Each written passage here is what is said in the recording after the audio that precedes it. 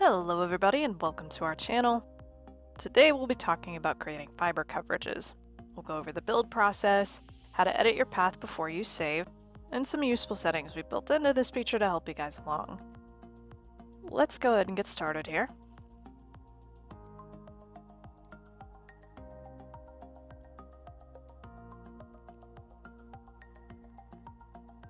You'll begin your build by dropping a starter pin. Once you place your initial pin, you can continue clicking along the path to build out your coverage. Now don't panic if you make a mistake here, because you can actually alter the position of these pins or get rid of them altogether. Simply double click to delete a pin, or click and drag to move it around. On the top right here, you've got your system performance values. Here you can give your coverage a name, set distance allowed, and add a strand count.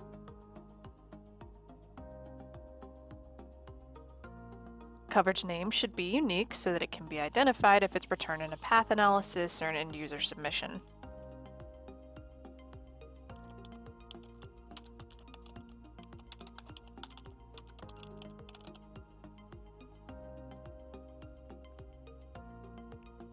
Distance allowed is used to determine how much area your fiber line will cover. The higher the distance, the thicker your fiber line will appear. This is significant because any end user data within this distance will appear in your path analysis results.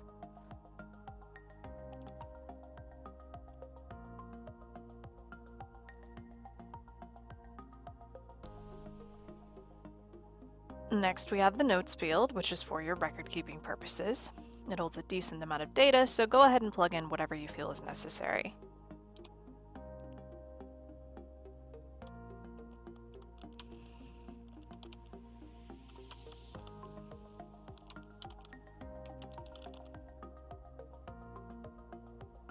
After that, you can select a mode, choosing from single or multi-mode.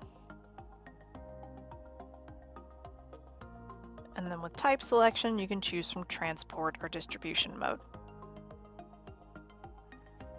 When you are done with all this, click Update Fiber Route to save your changes.